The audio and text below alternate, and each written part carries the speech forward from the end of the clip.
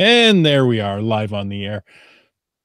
Hello, Northwesterners and those who are not quite Northwesterners, but listen anyway. We appreciate you. This week, I'm 100% less sleepy. Last week it was not good. But hey, let's go ahead and start a podcast. I've got a couple of people to talk to, and that's what makes it fun. And I'm going to hit record, and away we go.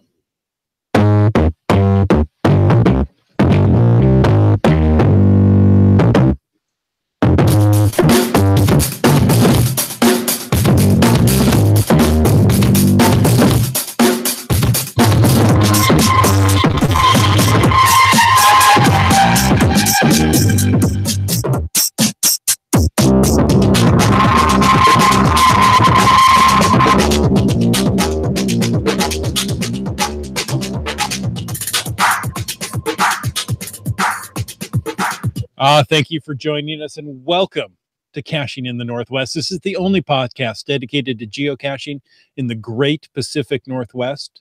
We're going to talk about caches and cachers unique to this little corner of the continent. So while you're still logging travel bugs from the big event, we'll be caching in the Northwest. That's right, and that means it's time to bring in our Tacoma-bound Tamarin. Some say he has more tails than a petting zoo, and others say he didn't dial the wrong number. You answered the wrong phone. All we know is he's called Land Monkey. Hey, good to be here. Good to be back with my good friends. I can't remember the last time the three of us have been together on the podcast. It's been a little while, so this is awesome. What is this? Where am I? Yes, the band is back together. This is fantastic. Yes. It's great to be here. Appreciate the introductions. Hearing it in your voice, Jim. It's just feels like being home. It's just good stuff. I'm homely, that's for sure. That's what the girls say. All right. Well, we want to thank our patrons who support us every week and just help keep this podcast coming. Patrons, you'll be glad to see all three hosts are here. Thanks to your patronage.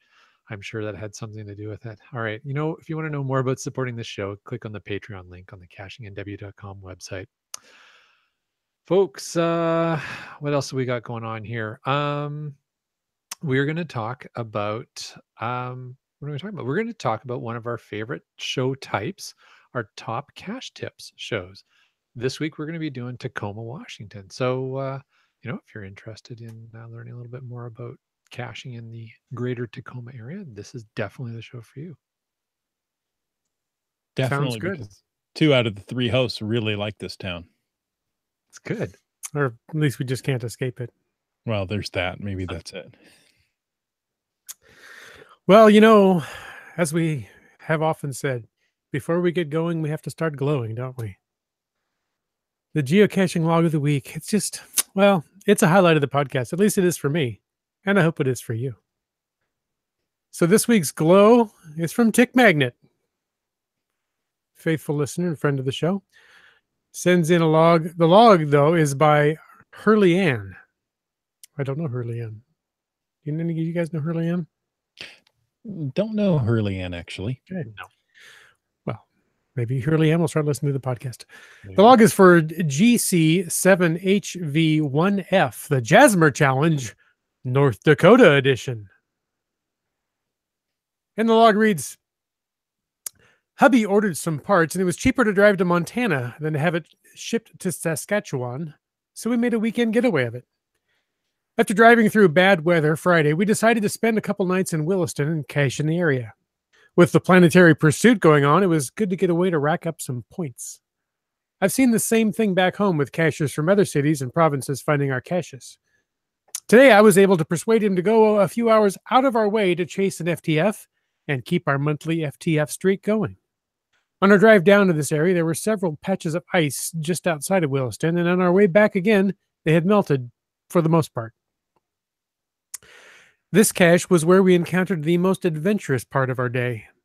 I am the keeper of our local Jasmer Challenge and like to find one whenever I can. The lure of the FTF on top of that was just too much. As we approached the area, there were a couple of pylons on the road, and we could see tire tracks indicating that someone else had passed them by. We proceeded cautiously and parked before the iced-over water crossing. The tire tracks continued across the water and up the hill. There was a bumper on the road that must have got knocked off of a previous vehicle that had been through the area. We had a good look and decided it just wouldn't be smart to try to drive across at this time of year. However, the creek did narrow in a couple of spots, so we contemplated other ways of crossing. Unfortunately, as hubby was checking the ice at one spot, he ended up falling through almost to his waist. We walked 100 feet back to the car and he got changed. The sun was shining brightly today and there was little wind, so he said he didn't feel too bad. However, he was no longer equipped for a prolonged walk in the chilly weather. Instead, we scouted out a couple of other spots and ended up picking a narrow spot with solid ground where I'd be able to jump across to the other side. I removed my jacket prior to jumping so that I would at least have a dry jacket if I slipped and fell in too. I had a good solid landing though, and I proceeded to walk up the road to the cache after my gear joined me on the same side of the creek. Hubby watched me walk away and could see me most of the way up the hill. Once I made it to the top, it was an easy hike through the field to ground zero. I spotted the likely spot for the cache after searching for a couple of minutes, and that's where I found it. I yelled out woohoo so hubby would know that I'd made the find. Now to make my way back and try for another find. TFTC. Wow, that is an epic caching adventure for sure. You know, I have fallen through into icy water, and it's no fun. No fun whatsoever. Especially after taunting the person you're hiking with, that would have been wit's end, because he nearly slipped, and while he was walking across and didn't slip, I slipped in because anyway. Because that's justice. That's justice, exactly. It's not the way it's supposed to happen. Sorry, my karma ran over your dogma. Oh, so true. Hey guys, don't forget, we still have the DNF Avenger contest going. In fact, tonight we're doing a giveaway. I know, right? We have other geocaching trackable prizes for our winners, so make sure to enter. But how does one enter? Well, let me tell you. I'll tell you exactly how you enter. You can enter to win, and tonight we're going to draw for a fingernail. No, well, oh, yeah. A land monkey fingernail. Maybe fingernail. You could win a piece of land monkey. Fingernail clippings, not the entire fingernail. No, we have I'm covering the trackable number just out of courtesy. It's so shiny, all you can see is my camera. Yeah, I'm trying to see the show notes in the reflection there. That is a Team Squirrel geocoin. That's cool. So there you go. They have these awesome Team Squirrel geocoins. I had one in my possession quite some time ago, and I asked Team Squirrel, can I give this away as a prize on the show? And they were delighted to have that happen. So here we go. We're going to do that. We're going to do the draw at the end of the show tonight. So nice. You'll find out who the wiener is. All right. But if you want to enter, and there's still lots of time to enter, we got more prizes coming all through the summer. All you have to do is post on Twitter or on Facebook, or I've accepted an entry on Instagram. But you just have to use hashtag DNF Avengers, use @CachingNW, and post a story as brief or long as you can fit into your tweet or your post about how you have avenged a DNF. That's right. Now, every entry is going to receive a special DNF Avengers badge for your geocaching profile, and some of you may even win some great prizes. So the rules are at landmonkey.blogspot.ca and cachingnw.com. Now, we've asked, and we've asked, week after week, we've asked, please send feedback in your own voice, because we get tired of talking all the time. And you know what? Somebody did. This is Medicine Man of Seattle, and I want to play a little feedback that he's sent in, and here we go. Hello, cachers of the Pacific Northwest, and of course, caching in the Northwest. Medicine Man of Seattle here on May 26, 2018. Just wanted to say happy Memorial Day weekend. This weekend started like any other. However, this Saturday, while the rest of the Pacific Northwest was enjoying the Geo Woodstock in lovely Cincinnati, Ohio, the Snag the Tag event was about to start early in the morning here in Seattle proper. I had the grand plan of awakening as early as 6 a.m. to start the search for these hidden trackables around our city. As it would be, the alarm was set for 6:50 p.m. However, with good luck, a pediatrician friend of mine who lives in Cincinnati remembered that I may be journeying out there this weekend. Sadly, I was not. However, that did prompt me to crawl out of bed, careful not to wake Emma Bear or Lucy Bear, who needed to be snuggling next to me this morning. I readied myself in the bathroom, and just as I was ready to leave, who should need help to sit on the potty? Emma Bear. No time for changing her. Out with her PJ she came. We slipped on her Nikes into the car, and we drove to the first stop, the Mount Lake Terrace. Only one wrong turn that I took on the way there, but parking was right next to Ground Zero. Ah, yes, we looked in that last planter box, and yes, the treasure was ours to be had. Jumping for joy, we raced back to the car, checked the map to see if there was any other travel bugs still out and about. We decided to venture to the Junkins Park location. Sadly, after looking beneath both wrenches, no trackable was to be found. One last stop on our trip, Carkeek Park, which conveniently served twofold for us. Number one, to check to see if any of the picnic tables nearby would have any electrical plugs near the shelter, because hashtag Emma turns 4 at Carkeek Park this Sunday. And number two, to see if the final trackable bug could be found for me, as Emma had clearly claimed the first one for herself. Yes, indeed, we parked the car close again, hopped out of the car, raced across, found the bench, found the sign, looked up, looked down underneath. Just as we were about ready to head out, I asked Emma to move that plant just a little bit more to the left, and sure enough, she reached under, made the grab, a small plastic baggie held together with a small rubber band popped free, and we were able to claim a trackable bug for each of us. We made our celebration stop, had a donut, ham and cheese croissant, and an everything bagel at Diva's just down the road. Thanks again for the fun hunt here in our green city of Seattle. Once again, Medicine Man of Seattle and Emma Bear on this great day. Have a wonderful Memorial Day weekend. Bye-bye. Nice. Now, do you guys know what Snag the Tag is? No, tell me. I just found out about Snag the Tag from Avro Air, and you know what? He's going to come on the show and tell us about it himself. Awesome. But you've seen Spot the Ape. That Yeah. was last year. They put out these, I think they're path tags for Spot the Ape, and you went to a specific website or Facebook page. Yeah, I think they were the aluminum trackable, like, not coins, but you know what I mean, like the Right, the pressed aluminum trackables. Yeah. So they're doing the same thing with Snag the Tag. That's the idea. They're putting these out. You come to Geo Coin Fest, you trade that in for a coin. nice. One per person. So that's what they're starting. And it's just in the Seattle, I hope South Sound. Well, I think it's in Washington State. Okay. It may be beyond that. I don't know. We'll have to wait until we talk to Avro Air. So also,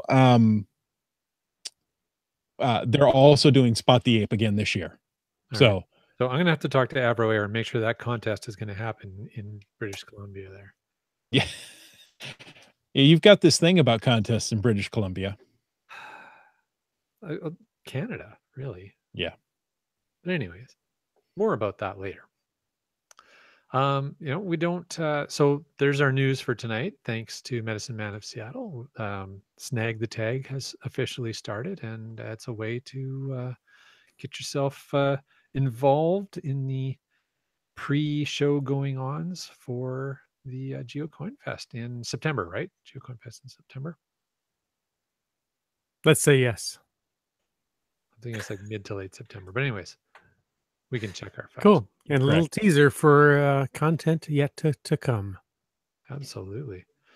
So tonight, as I said off the top of the show, we're going to talk about top caching tips. One of my favorite types of shows that we do. I've really been enjoying this series, and this one's going to be on Tacoma, Washington. So I've heard of Tacoma. I've brought in a couple of Tacoma experts onto the podcast tonight. And since Who's that? That's really nice of you. I thought so. Since I know pretty much jack squat about Tacoma, except that that's where my friends live. I'm going to ask questions, and you guys are going to answer them, and we'll be able to give people a lot more information about the greater Tacoma area and geocaching. Is this how this thing's going to work? Yep. Okay. Well, you could ask me questions, and I could just make stuff up. Or we could just make him do a podcast all by himself. It doesn't work for me. I'm just letting you know. I need help on a podcast. For some reason, whenever it's been like you guys are both not available and I have to do a podcast, I've managed to find somebody else to join me. I've never had to do it solo. Don't. Just So don't. I don't know what that says. It's not that hard, but okay. Well, if you're gifted properly, it's not that hard. I don't have that gift. Those genes are not in my makeup. All right. Let's just get back to Tacoma here. All right. Okay. So let's start out. Let's put a little definition around the area. So, Jens, when we say Tacoma, what other towns, cities, suburbs, etc., are included in that? And approximately where is Tacoma for anybody who may not know? Well, it's right here. Okay. I'm standing in it. I'm sitting in it here. Yeah. There you go. Actually, that's not completely true. It's not technically true for me because Tacoma is by itself an incorporated city. It's a very large city in the state of Washington. It's about 30 miles south of Seattle-ish. Mm-hmm. Sure. SeaTac Airport sits between Seattle and Tacoma, hence the name. But when people refer to Tacoma, often, I grew up in Southern California. And when people ask where I'm from, I say, well, I grew up in LA. But really, it was Los Angeles County. I was nowhere near Los Angeles city limits. And people refer to lots of regions. I think of Land Monkey as living in Vancouver, even though he's not in Vancouver. He's out in Langley. So Tacoma, yes, is a official city and all, but there are lots of areas around Tacoma that some are incorporated cities, some are just unincorporated parts of Pierce County, which is one of which I live in, that we refer to as Tacoma or the greater Tacoma metro area. Cities like Fircrest and University Place, areas of Lakewood, Ruston, Parkland, Spanaway, Stellicum. Sometimes you can even refer to Gig Harbor if you're not actually talking to somebody from Gig Harbor, because they might take that as an offense. But it's right across the Tacoma Narrows Bridge. It's kind of part of the Tacoma area, right? So there you go. Pierce County, half hour or so south of Seattle, and neighboring cities and regions there. Is that enough? Did I just confuse you? It's a lot of places. Sometimes we even include the Joint Base Lewis McChord in the Tacoma area. We do, yeah. When I first moved here, that was Fort Lewis Army Base and McChord Air Force Base. But thanks to government restructuring, it's now Joint Base Lewis McChord, or just JBLM to the locals. And the highway signs. Yeah. Right. I've seen those highway signs. Yeah. I was always wondering what joint base meant. Now I know. Thank you. Yeah. They joined an Army and an Air Force base. Not like where you go for your weed when you're in Tacoma. I got lots of weeds in my yard. You want to come pick some dandelions? Free. I'll give it to you free. Free weed right here in Tacoma. Be careful about that, but okay. Our yard. Yeah. Also careful about that. Okay. A yard of weed. All right. So let's say I'm trying to get to the Tacoma area. What is the best way? So either, if you're coming there, maybe you're coming from British Columbia, maybe you're coming from somewhere else in the US. Is it best to just drive in there? And if so, what route do you take? Or is it better just fly in and, how do you get to Tacoma? Well, I-5.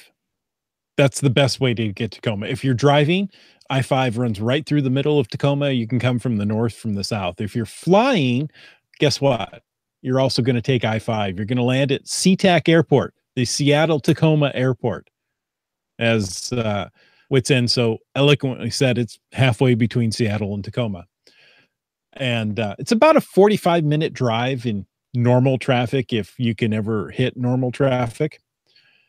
And then you're in Tacoma. So I-5 is the route in Western Washington. It doesn't matter if you're in Bellingham, Bellevue, Seattle, Tacoma, or Olympia. You're going to be on I-5.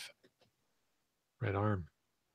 Okay, so I've made my way into the SeaTac, or I've driven down the I-5, or driven Welcome. the I-5. So once I'm in Tacoma, is the transit good enough that I can just use that to cache from, or do I need a car? How do you get around to do caching in the Tacoma area? Well, we have transit.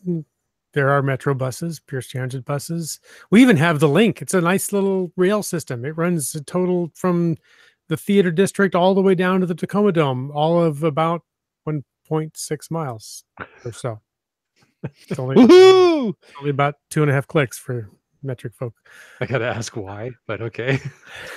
Subway Mark loves it. We have decided not to ask why anymore. However, I was recently talking to somebody as part of the Sound Transit train going north into Seattle, and he said that there are plans to someday include the Link in a larger regional rail system. So, being a fan of rail systems, as Subway Mark is, even more than I am, I like it, but let's be serious. If you're going to do a lot of caching in the area, the Link's not going to cover the entire Tacoma metro area. You might be able to get by on the bus, but you're probably going to need a car.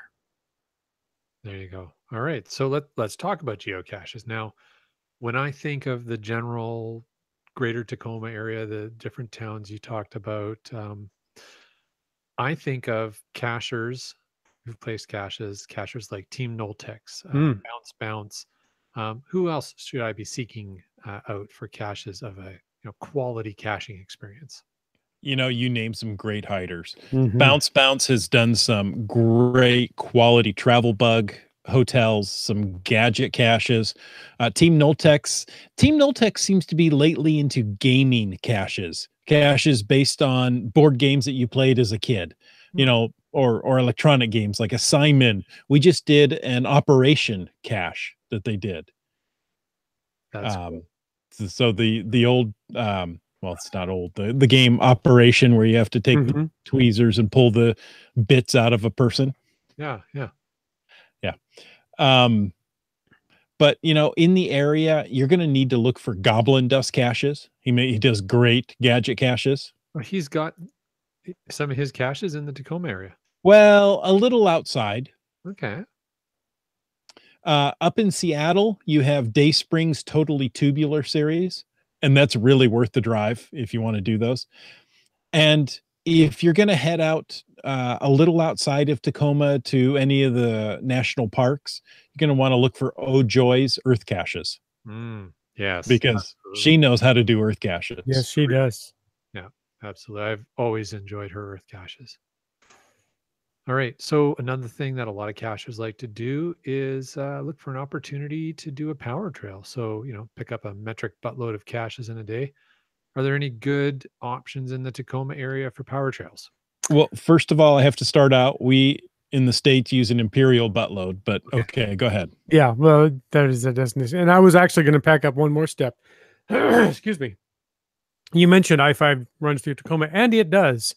But right in the heart of Tacoma is the end of Highway 16 that runs out to the peninsula. And as Lori Cassidy in the chat mentioned, if you're coming in from the peninsula, well, it's Highway 16 that you're going to use until you get to I-5. There you go. Now back to power trails. There aren't really any serious power trails in Tacoma, at least not that I'm aware of. There are some cache series and things like that have a theme. There are some great ones, like Team Noltex has done a couple like that.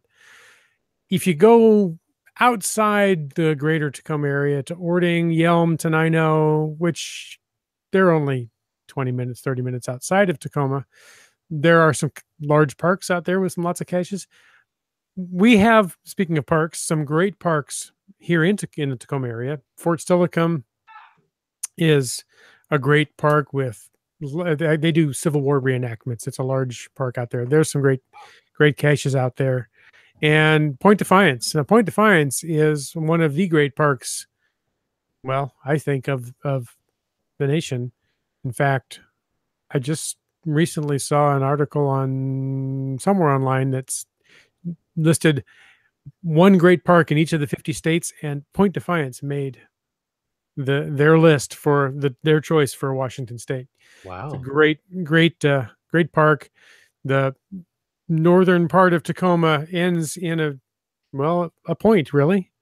And it was called Point Defiance because a great military general or a great military person whose name escapes me said that with a cannon on each shore, he could defy the world there on each side of the point. Point Defiance is loaded with caches. I don't know that you would consider it a power trail, but you could spend all day pretty much caching just in Point Defiance Mhm. Park. And IHAM in the chat completely agrees with you that Point Defiance has a ton of caches. Yeah. You know, I had Point Defiance cleaned out at one point, and within a couple of years, they've all turned over, and you know, it's no longer full of smileys for me. So it's one of those places that you want to just keep going back to. I was going to say that's not a bad thing when the caches get turned over like that and you get the opportunity to go back and redo the area. That's fantastic. Definitely. Also in the chat, Team Finn mentions Minstrel is one of our local hiders. Yeah. And you know, I don't know if it's a he or a she. I don't know if I've ever met the hider. But it is they do some great hides, some great puzzles, some things that, you know, are right out in the open, but you can't see it, that type of thing. So, and it's also mentioned in the chat by a couple of people. Bounce and IHAM both say that there's a webcam here in Tacoma. So there is indeed. Yeah, that's right off the University of Washington Tacoma campus. Very cool. Yeah, I've done that. No, Minstrel is a guy. Oh, there you go. Or Lori Cassidy's a guy. I can't figure out what she's saying. Yeah, no. No, I understand. I'm just joking. Awesome. Yeah, I've done that webcam on a previous visit. That's the Go Dogs webcam or Big Dogs or something like that. I can't remember what it's called. Yeah, something like that. There's dogs in it. Yeah, because University of Washington Huskies are dogs. There you go. That's the reference there.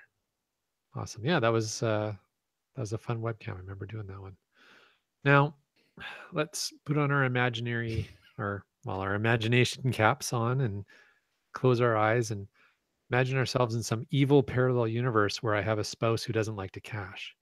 And none of us have facial hair. Yeah, that's right.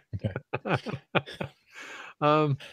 But if I had a partner who doesn't like to cache, but I want to come to Tacoma and do some geocaching, what other things are there to do in the Tacoma area besides geocaching? Maybe go to the mall. That's going to be about it. Let's go to the mall. Thanks, Robin Sparkles. You know, Tacoma has really developed in the last few years. We'll start with the Tacoma Dome, which is the largest arena with a wooden dome in the world when measured by volume, because somebody in Michigan went and built a bigger one.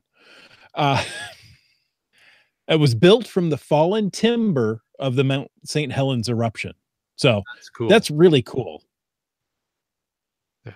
And it's getting a multi-million-dollar overhaul later this year. Oh, is it? I hadn't heard. There's a lot of concerts at the Tacoma Dome. I mean, we get the big names. We also have the Emerald Queen Casino, and they get a lot of concerts as well. So if you're looking for that kind of entertainment, Tacoma is the place to go, really, over Seattle. Or if you're looking for gambling. Or gambling, yeah. We have the Museum of Glass. It's a great Chihuly glass exhibit with working artists. You can watch them work right there. And in fact, you can even get some of your, you can have the opportunity to blow glass yourself. Now, Wits End, you've done that, haven't you? We didn't blow glass there. We went down Centralia Chehalis area. There was a glass blowing studio that I think it was a Groupon deal. But yeah, my family and I went down and made some glass sculptures. It was a lot of fun. Okay, I got to stop you there for a moment because you've explained this to me in the past, so I know what this is, but you said the Museum of Glass is a Chihuly glass exhibit. Like, what does the word Chihuly mean? That's the name. Dale Chihuly is a famous glass artist. World famous glass artist. In fact, that's the reason he's from Tacoma. Yeah. That's the reason we have the Museum of Glass here. Yes. And I know it's art because I neither understand it nor appreciate it.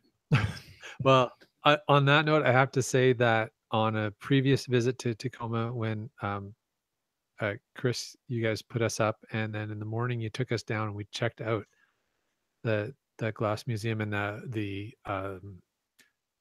bridge, the walkway with Mhm. the windows over top and the glass pieces sitting in the windows so that they catch the sunlight as it comes through. It was breathtaking. I mean, I don't like Jim, I kind of don't understand some of the art sometimes, but you can see the craftsmanship that went into it, and it's just really impressive. And the colors on a sunny day, it's just an amazing place to be. So I definitely would give 2 thumbs up to the Shahuli glass exhibit at the Museum of Glass there for sure. Yeah, that's totally worth taking the time. You know, the bridge of glass in and of itself is worth walking over. And you know what? There's a geocache on it, so you can't lose. As you're driving 705, which is an offshoot of I-5 through Tacoma, you see the Shahuli large pieces of glass on on the bridge there. I refer to them as the Walmart bags because they're the color of the old Walmart plastic bags, that blue. Mhm. And yeah, I think people refer to them as ice cubes or other things, but I call them Walmart bags. So, yes. Oh, your audio all of a sudden just Yeah. super hot, but I think it's good now. You know, the Googles, I think, don't like us this evening. Did the Googles ever like us? Not know. me. So you have the Museum of Glass.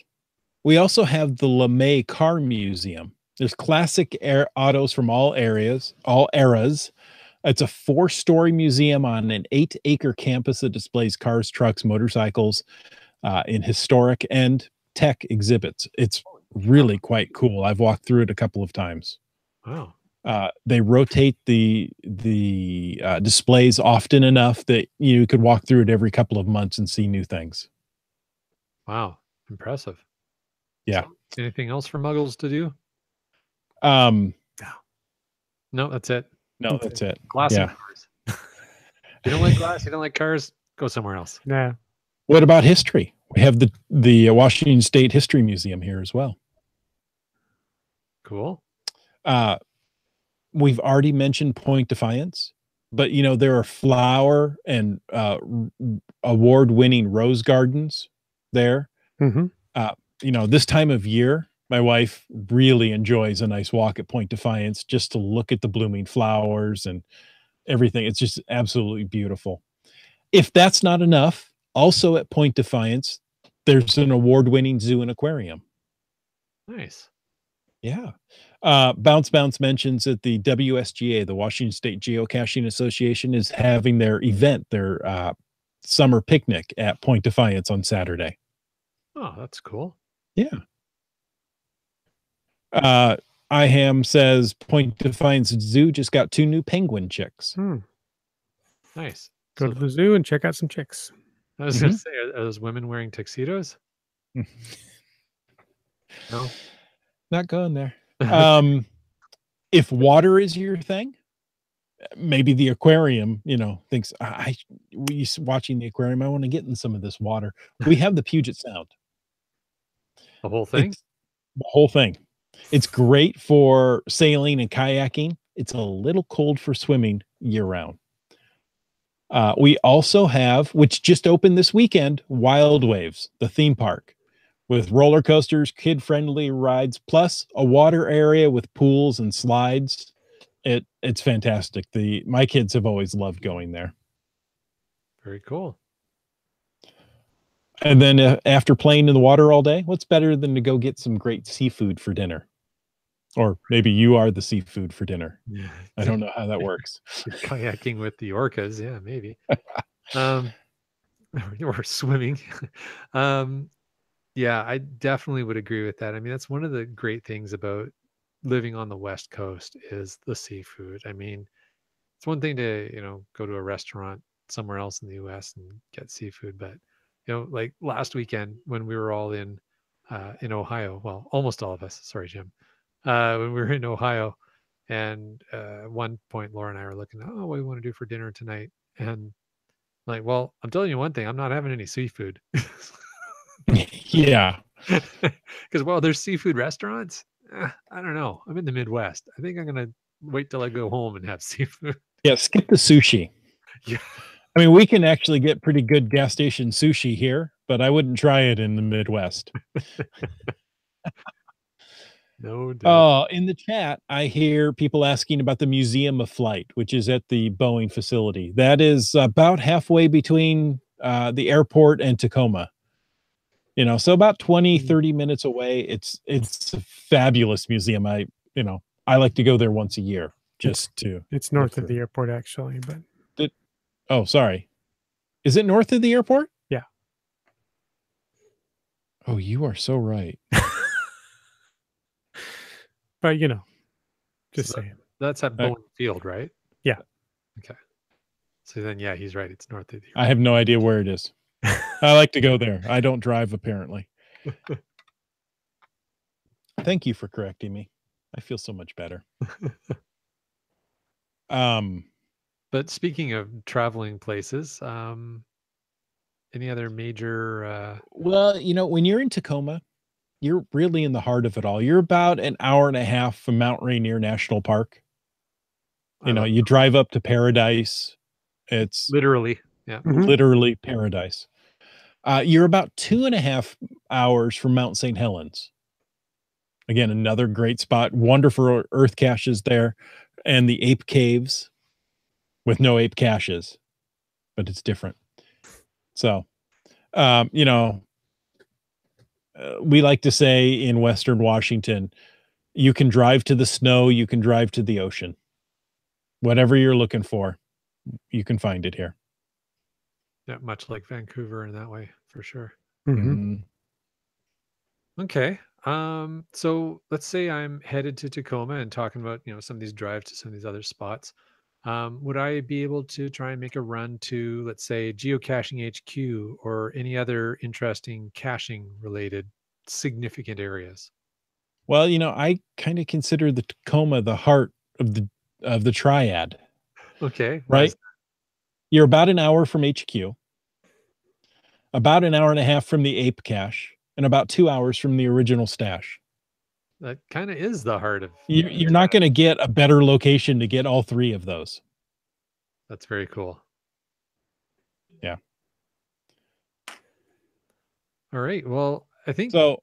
I was going to say, folks are chiming in the chat. The chat is incredibly busy.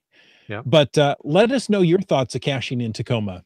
People say Subway Mark is saying the State Fair is nearby in Puyallup. Mm-hmm. That's great. September. Yeah. Let's see.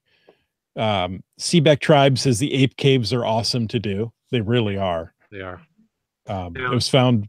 Point. The Ape Caves, do not confuse the Ape Caves, which is at Mount Washington, or not Mount Washington, near Mount St. Helens. Mount St. Helens, thank you. Do not confuse those with the Tunnel of Light and the Ape Cache. Right. They're two very different areas. Very much. Right. But yeah, they're easily confused. Oh, go ahead. I was just saying they're easily confused, but the Ape Caves, I believe, are lava tubes near Mount St. Helens. Is that correct? Yes, they are. There's two paths to go. There's one path that's very easy to walk and one that's much more technical and takes a lot of scrambling and crawling. So I'm hearing that the Museum of Flight is free the first Thursday of the month. Now, I didn't know that. I thought that was the Tacoma Art Museum that was free the first Thursday.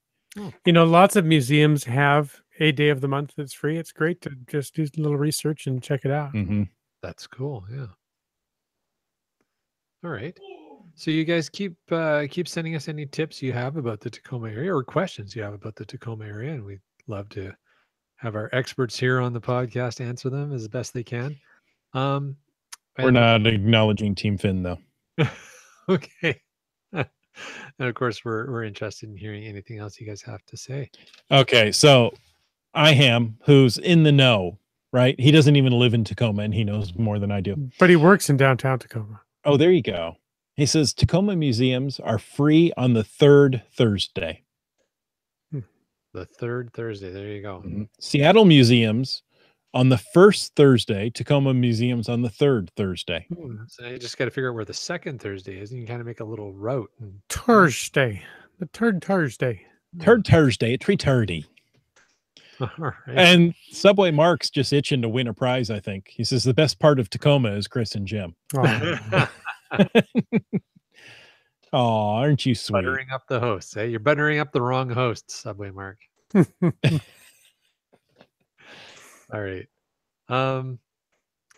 So Wits End, did you have anything else we want to tell folks before we wrap up this part of the show?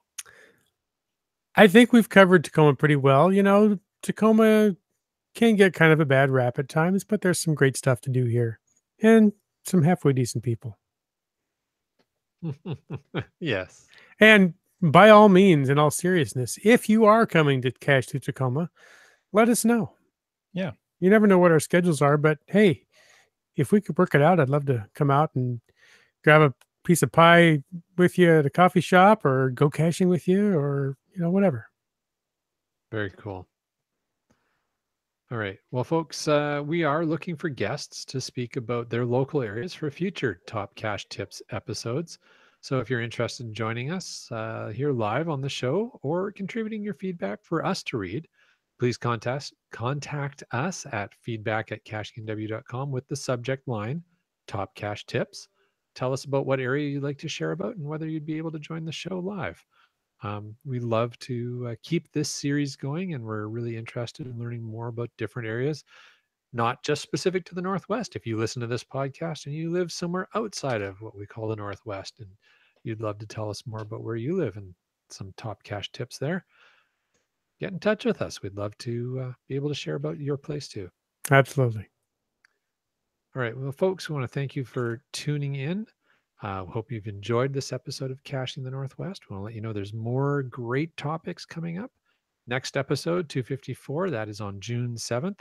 We're going to have an exclusive interview with Audrey from Geocaching HQ all about the Hidden Creatures promotion. So I'm very excited about talking to Audrey and getting that information.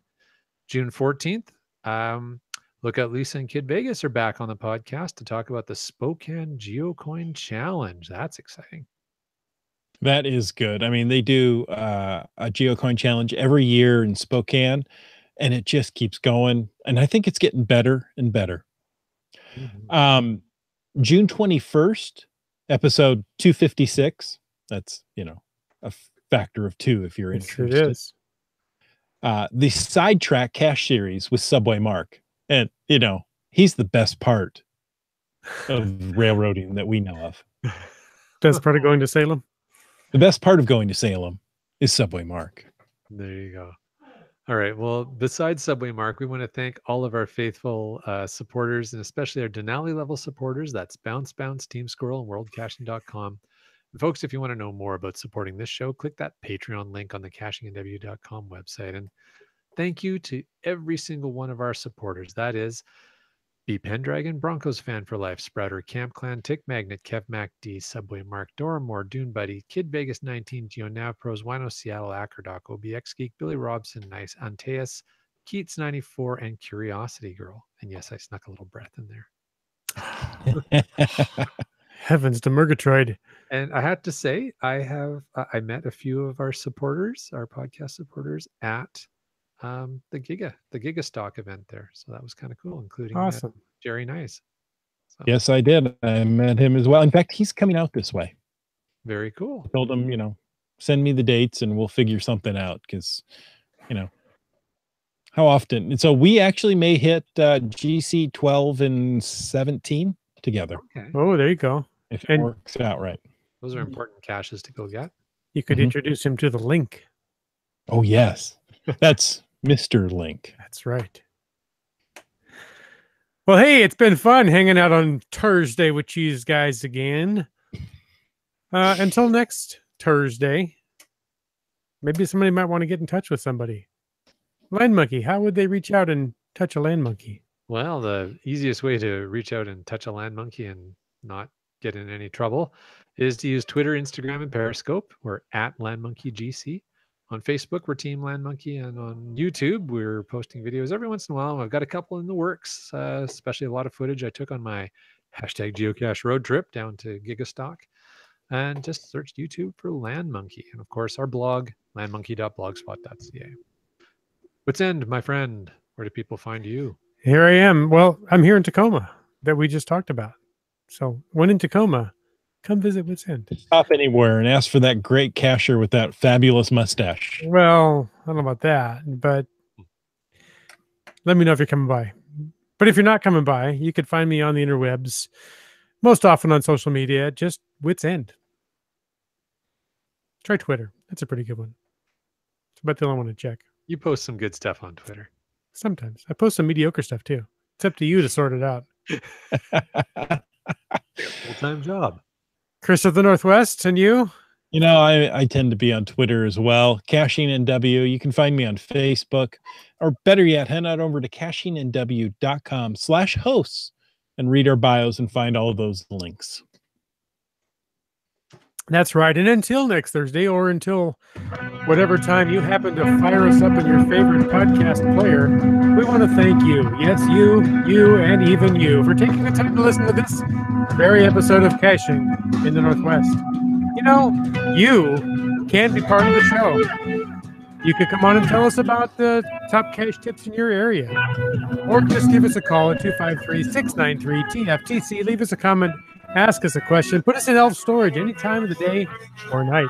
Of course, you can email us at feedback@cachingnw.com. And, you know, your support really does help to keep quality shows coming. If you like this show, would you please go click that Patreon link on our cachingnw.com website? Subscribe on iTunes, Google Play, Stitcher, anywhere you like to listen to your podcasts. This show is produced by Chris Umfenauer, Jay Kennedy, hosted by Chris J. and some other guy. It's licensed under Creative Commons Attribution 3.0 license. Copyright 2018 by Chris Umfenauer. Now, would you like to maybe hang out a little bit and stay tuned for this thing we call The After Show? Yeah, we don't usually call it that loudly, but that is what it's called. I don't know why the music's so stinking loud. I don't even hear it on my end here. So I do. Oh, sorry. You can all hear it. It's all good. I couldn't hear myself read the closing comments, but I could hear the I music. kind of figured that out, and I turned it all the way down. And Jim, I could see your headphones doing this off. Yeah, the pretty much. Yeah. sorry, guys. You see That's the really blood, not what blood running down out of my ear right there? Yeah. It's a rough night, but we're all here together. How does it do that? One of your hosts is deaf now, but we're all here together. What? Not that I didn't say anything. It's okay. We get Jim so rarely on the show anymore. I don't want to abuse him. Oh, he's trying to make up for lost audio. See? Yeah. Just by playing the audio at 3 times the volume. That's it. I don't think that's how that works. Oh. Oh my goodness, that's hilarious. All right, so what do we got going on here? Well, Land Monkey, first of all, we Yeah. have to give away a prize Ooh, I like for a giving DNF Avengers DNF Avengers prize. prize. So, Coin. All right. oh, wow, that's like 3D. Now, we have all your names put into a list and randomly pulled out. Are you ready? What did we randomly pull out? A name. Okay. You're a monkey. You randomly pull things out. I do. Yeah. Anyway, let's not make this any harder than it needs to be. Please don't. Keepers of the cash flow. Yay! You are going to get the Team Squirrel Geocoin. Awesome. Congrats, keepers of the cash flow. But hey, if you didn't win tonight, we're not done. This We're contest not done. keeps going. There's more trackables and such to win. That's right. And Seaback Tribe, you're right. I need a drum roll audio effect, but I'm afraid I might just blast out my That would just be worse. my co-host ears. So I'll work on that when I can somehow control the volume. All right. What else you got? Keats 94. Keats. Yes. Keats has a 3-part FATAS. All right. Here. And that's for the after show. If you want us to talk about something, use the hashtag FATAS during the normal part of the show. And we'll toss that into the after show, which we're in right now. So Keats says, speaking of weed, and I don't think he's referring to the dandelions in our yard. I had a deep conversation about life with a muggle on a bench in Kamloops. The cache was under the bench. I was like, quick question. Have you heard of geocaching? He knew what it was, and I showed him the cache under the bench. He promptly gave me an amethyst marble and continued with the deep conversation. Probably the most memorable find in several years. Nice. That's awesome, Keith. We blew out wits end tears, and he's just fallen off his bench. Maybe he lost his marble. Oh, there he is. Stepped out. I'm all right. All right. Oh, let's see. You know, one of the things we keep track of in the after show Yes. is the young member of Team Finn, Cameron. He keeps us posted on his grades. Now, I know school is just within a couple of weeks of ending, but he got 100% on his geometry test today. Nice. So, congratulations. He proved the geocaching theorem. Which is? I don't know. You have to ask him. He scored high in his test. Geocaching theorem. Gotcha. So, kids, geocache and stay in school. You'll get 100% on your geometry test. It's that easy. Because looking at all the data we have before us, this is what we can surmise. That's the geocaching theorem. Yeah, that is a twisted view of our data, but you know, I'm going with it. No, it's I think it's 100% right view of the data we have presented before us. Okay, fair enough. Okay. So I am posted a FATAS. Is that all there is to it? It says hashtag FATAS best food during hashtag geocache road trip to. I think it's a kind of a question It's about a question. Okay. What was the best food, I think. Huh. I'm gonna say when we went out for dinner to the pizza place, Mm-hmm. I had a calzone. You had the pizza, right? Mm-hmm. I think that was the best food I had there. It was like a boutique pizza place. The beer was good. Neapolitan? No, that's not. It's No, it was shoot. It was like a 3-syllable name.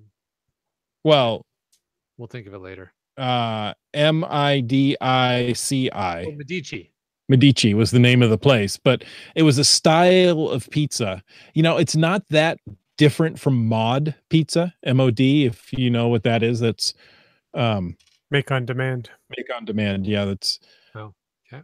but they had some really good flavors. We actually shared let's see, Gary Slinkard and Daryl Wattenberg and I each ordered 3 different pizzas and gave each other slices of it. So we were able to try the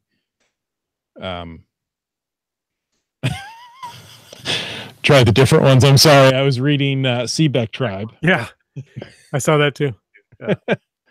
Go ahead and read it. That's daughter walks into the room just as you said Seebeck Tribe. Her response is, "What the hell is that live?"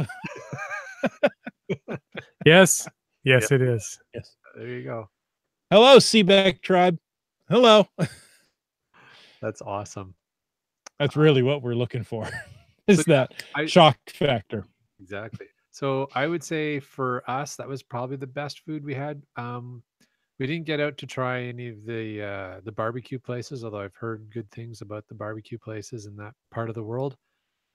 Just didn't work out for us on that particular trip. Although next year we're in Texas for Now there's real barbecue. Yeah. And real chili. Did you try any of the, I'm using air quotes, chili places? So we saw some chain restaurants for chili. Yes. and- Skyline and Gold Star. Yeah, and it just did not appeal to me. I had to try it. Okay. So I actually tried both of them. I went out once on my own and did Skyline. Now, Cincinnati style chili is spaghetti noodles with the chili. We would call it a meat sauce or almost like a thick spaghetti sauce, that style. And then cheese on top. And that's considered a 3-way with the spaghetti, the chili, and the cheese. You can get a 4-way with onions and a 5-way with beans. Mm-hmm. It was okay. I'm glad I tried it. It's not a super spicy chili, but it is spiced with cinnamon. So, after a bit of time, you do have that a burn in your mouth, but it tends to be a sweet burn and not a hot burn. Sweet. If you know what I'm saying. I'm gonna be burned. I want the sweet burn. Yeah. Sweet burn. So it was okay, but I tried it. That pizza we had was very good. Okay. We went to Jungle Jim's. I guess you call it a grocery store. Jungle Jim's is a very unique experience. It is like a Trader Joe's on steroids. Okay. Yeah, I saw the signs for that place, but The one in Fairfield has a working monorail on the outside. Past that, I saw that. Yeah. I thought that was pretty crazy. So Yeah. that actually works. Yes. And the one on Eastgate doesn't have a working monorail, but it does have a train sticking out of the front of the store. That's crazy. Yeah. Things like their hot sauce section is on a fire truck. Their seafood section has a large boat they've called the SS Minnow. Oh my goodness. That's awesome. You've got a singing soup can swinging from the rafters up there. You just no other way to explain it. It's wacko. You've got to go in. It's quite the experience. Fair enough. Now, one of the things we saw as we were driving around, and it kind of made me laugh because Mrs. Land Monkey came up with sort of a running gag. There's a chain of different pizza restaurants, and they have a picture of a very Italian-looking chef doing this with his hands. And I assume that he's supposed to be tossing the pizza. But every time, so the first time Mrs. Land Monkey saw that, she said, "Where'd my pizza go?" And so then that became our running joke. Every time we saw one of those restaurants with the sign with the guy doing this, is "Where'd my pizza go?" So if you see Mrs. Land Monkey at an event, guys, you got to walk up to her, do this, and go, "Hey, where'd my pizza go?" And she'll laugh very hard and possibly. Very good. There you go. The other place we were told to try was Grater's Ice Cream. Graeters. And I got to try it the last day, and it was okay. It's all right. It's fine ice cream. All right. I guess one of the other things for food, can't forget about the Butler County Donut Geo Tour. Oh boy. So here's Butler County Donut Geo Tour. We're gonna do another episode. We're gonna break down a lot of our Geo Woodstock experiences. But I got to say, I heard from Chris of the Northwest and from Chris Ronan both. Hey, if you're gonna do the Butler County Geo Tour, the Donut Geo Tour, you should probably do it in the morning because some of the shops close early. That might not have been what was said, but that's what I heard. So I heard there's an option that you might want to do it in the morning. So what I learned is there's no option. If you're going to do that Geo Tour, you have to do it in the morning because by noon, all the donut shops are closed. And I don't know if this is some sort of Ohio State dietary control thing that you can't get donuts after 12. But I was pretty disappointed when I did the donut tour and I got no donuts. Every shop was closed. So no Tim Hortons, buddy. Well, there were Tim Hortons in Ohio, I have to say. It's the only place in the U.S. I've ever seen a Tim Hortons was in Columbus, Ohio. Actually, we saw them in New York and we saw them in Philly. Oh, I'm sure they're there. I haven't been there. That was kind of crazy. But yeah, I was just a little disappointed about that. But life goes on, and somehow I recovered from my disappointment. But on our way out of town, on our road trip back up through Detroit and to Ontario back to fly home, we did make sure we left early enough from the hotel and stopped by one of the places that was en route and did get some incredibly decadent donuts to enjoy. So. I'll say that Daryl W4 planned the donut trail for us, and it started at 5 in the morning. So I had to be out of the hotel by 4 to get there by 5. And that donut shop had actually opened at 3 and expected to close by 9. I remember you were tweeting about getting up early, and I hadn't gotten off work yet. Oh, oops. Yeah, I did tweet that this is the second morning in a row I'm out of the house by 4. When is this supposed to be fun? And that's 4 a.m. Eastern 4 a.m. time. Yeah. Well, one was Pacific time, one was Eastern time, but it was, 2 mornings in a row. I have to include this. Hold on. We have to stop for just a moment because Seebeck Tribe, sorry if somebody just walked in on you. Seebeck Tribe said, I just learned from my students that some people have chili and cinnamon roll together. In Morton, it's called a logger's breakfast. And she corrects, not Morton, but Hoquiam. Oh. And I don't care where it is. That's not right. I haven't tried it. For your morning there. Is it like chicken and waffles? I don't know. That's something that you see a lot of in Ohio is Waffle House restaurants. Never been to one. Oh, the Waffle House. It does not appeal to me when I see the exterior of that restaurant. But boy, it's a unmistakable. You got to have their pecan waffle. Really? It is actually worth going in? Oh, yeah. Okay. It didn't look like it to me. No, it's a trucker's joint.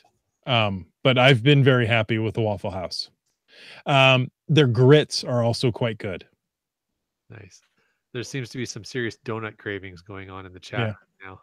Okay, so we started off at 5 o'clock and we were done by 11:30. And we hit one donut shop. I want to say it was around 8 o'clock. And they were seriously picked over. And I thought, boy, they're not going to be open much longer. Yeah. But almost all the donut places said, wow, we can't believe the amount of people that are coming in here. Well, and so of course there was during that week, there's an exceptionally large number of people specifically going to the donut shops, doing the donut shop geo tour, of course, because there was up to 7,000 geocachers in the area for the weekend. So an anomaly.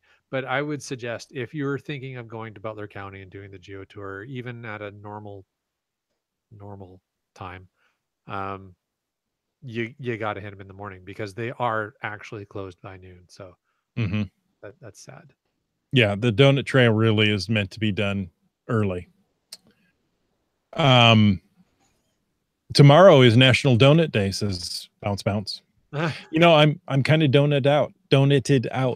Yeah, but you see, you guys overdid it. That's the beauty of my diet version of the donut geo tour. Yeah. Is that while I was sad that day because I didn't get any donuts, the next morning I got one for my road trip back up to Canada, and it was it was a very decadent one.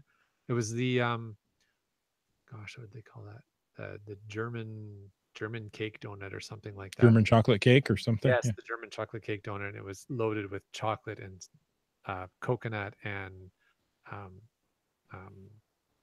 now you're speaking my language. I love German chocolate cake. It was super decadent.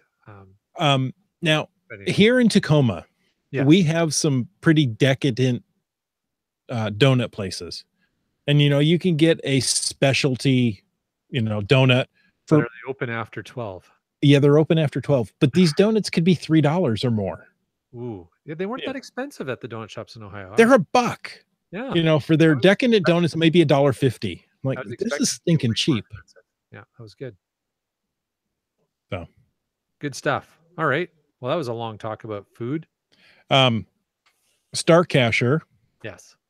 Said I picked up a TB that Land Monkey dropped in my I-75 rest stop cache south of Toledo and replaced it as I replaced the log on my way back from Cincinnati. Sorry about the copy and paste log. Oh yeah. Yes, Robert. Legendary donuts. Yeah, they're good donuts, but they're stinking expensive. Yeah. Just have to say that. I think even Safeway donuts are like $1.25 now. And that's a Safeway donut. Yeah. Subway Mark says the Spokane Geo Tour theme this year is trains, as well as Cash Dash Splash on the Washington coast this year. Ah, Subway Mark is in his element. Yeah, Nice. totally trained out. Totally. He's training for these. Oh, yes, he is. That's probably about time to stop the podcast with that joke. Oh, man. Okay, I will. You did. But yeah, you guys, again, in the chat, you guys have been amazing. One last thing I want to throw out. Hashtag Fatas from Brylang. The BCGA campout is June 8th through 10th in Fruitvale, British Columbia. GC7MYM8. So yeah, something you can check out. Nice. Folks, we appreciate you each and every week. I mean, I love the chat going on tonight. I almost hate to end it, but it's after 10 o'clock here. And this podcast is long enough. So let's carry this into next week. And until next week, get out and get caching in the Northwest.